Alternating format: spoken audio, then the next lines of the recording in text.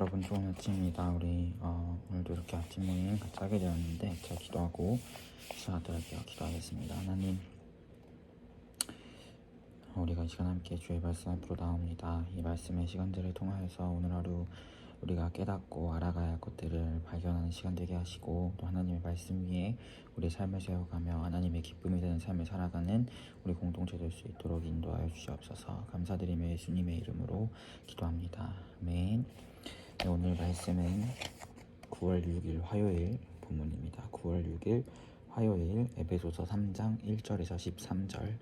9월 6일 화요일 에베소서 3장 1절에서 13절 말씀입니다. 20분 동안 묵상하시고 우리 20분 후에 같이 더 읽었으면 좋겠어요. 에베소서 3장 1절에서 13절 말씀입니다. 저는 바로 나오도록 할게요. 오늘 이제 바울 사도가 에베소 교회를 향해서 이제 이야기하기를, 자신의 사명에 대한 이야기를 하고 있습니다.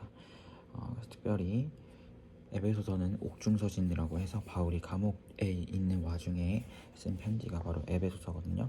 그래서 1절을 보면 예수의 일로 너희 이방인을 위하여 갇힌 자들 나 바울이 이렇게라고 이야기하면서 자기의 지금 현실이 갇혀있는 상황임을 바울이 분명하게 이야기하고 있어요. 그런데 그런 갇혀있는, 감옥에 갇혀있는 그런 상황 가운데에서 바울의 고백을 보면 굉장히 놀라워요. 절망적인 고백이 나와야 하는데 오히려 그는 이 시간들에 대해서 은혜의 시간들임을 고백함을 우리가 보게 됩니다.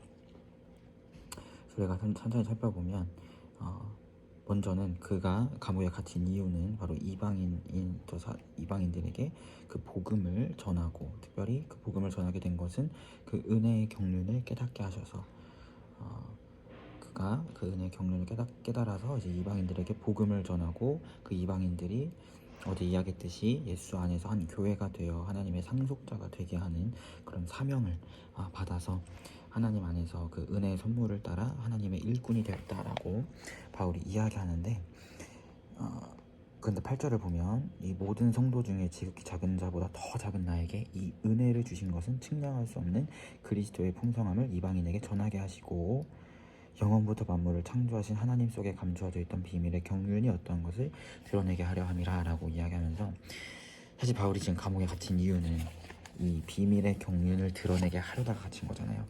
그런데 그것이 나에게 주어진, 이 비밀의 경륜을 나에게 맡겨주신 것이 하나님의 은혜임을 오히려 고백하고 있어요.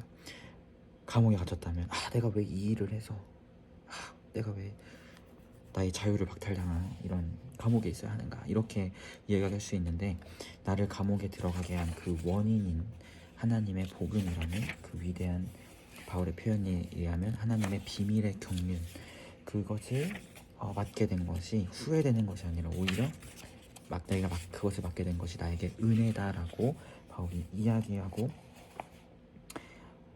있다는 것이죠. 오히려 바울은 자신이 옥 가운데 있으면서도 그것이 은혜라고 생각했기 때문에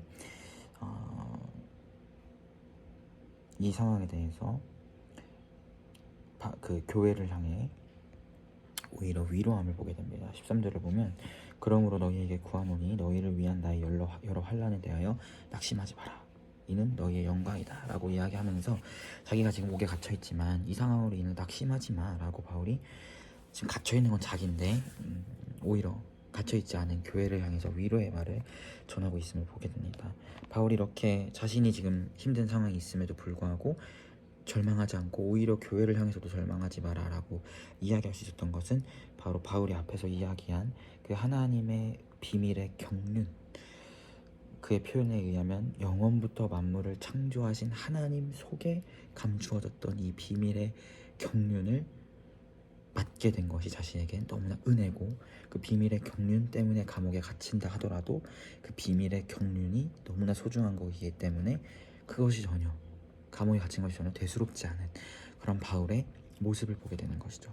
마치 우리가 유명한 찬양도 있고 말씀도 있는데, 그게 바로 천국은 마치 밭에 감추어진 보화 같아서 그 보석을 발견한 사람은 자신의 모든 소유를 팔아 그 밭에 산다는 그 말씀처럼, 하나님, 이 감추어진 이 비밀의 경륜, 하나님 속에 감추어졌던 이 비밀의 경륜을 발견한 바울에게는 자기가 지금 옥에 갇혀 있다고 하더라도 대수롭지 않은 거예요.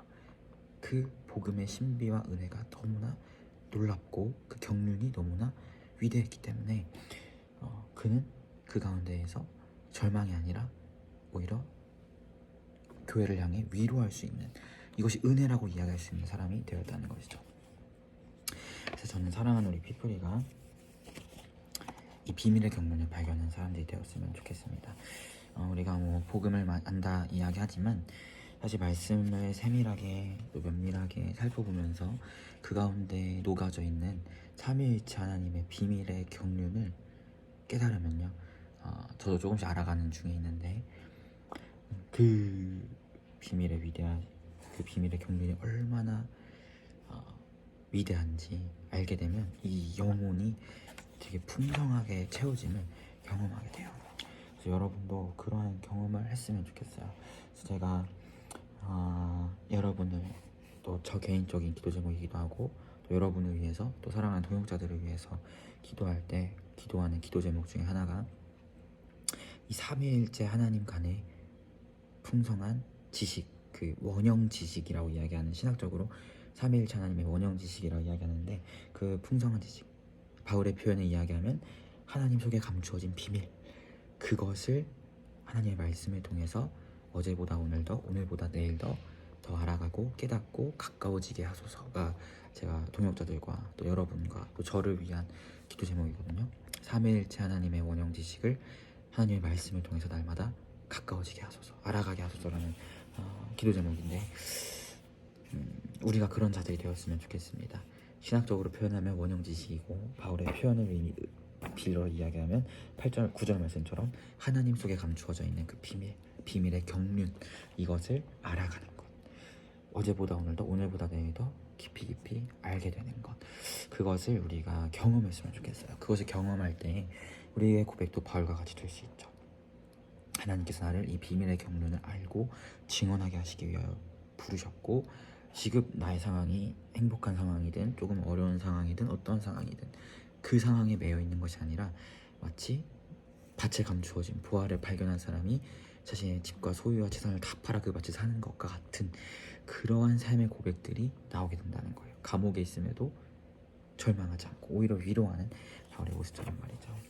우리 사랑하는 피플이가 이 하나님 속에 감추어진 비밀의 경륜을 정말 깊이 경험하는 자들이 되었으면 좋겠고, 그 경륜의 비밀의 경륜을 깨달음으로 인하여 여러분의 오늘의 삶이 어떠한 삶이 되었든 간에 그 가운데 하나님께 감사하고 오히려 찬송의 고백들을 올려드리며 나아가는 여러분이 되었으면 좋겠습니다. 제가 기도하도록 할게요. 기도하겠습니다. 하나님, 우리가 하나님께서 계시하신 당신의 말씀을 통하여 삼위일체 하나님의 원형 지식, 바로 하나님 속에 감추어진 위대한 비밀의 경륜을 어제보다 오늘 더, 오늘보다 내일 더 알아가는 우리 피플리 공동체 되기를 소망합니다. 하나님의 말씀을 가까이 하게 하시고 그 말씀을 통하여 하나님의 깊으신 그 비밀하심과 그 경륜의 은혜들을 깨닫게 하시고 그로 인하여 어떤 순간에도 낙심하지 않고 마치 천국이라는 놀라운 보물을 발견한 사람처럼 살아갈 수 있는 우리 피플리가 될 수 있도록 인도하여 주시옵소서. 감사드리며 예수님의 이름으로 기도합니다. 아멘. 여러분 모두 고생 많으셨고 오늘 하루도 주 안에서 평안한 하루 되시길 바라겠습니다. 샬롬.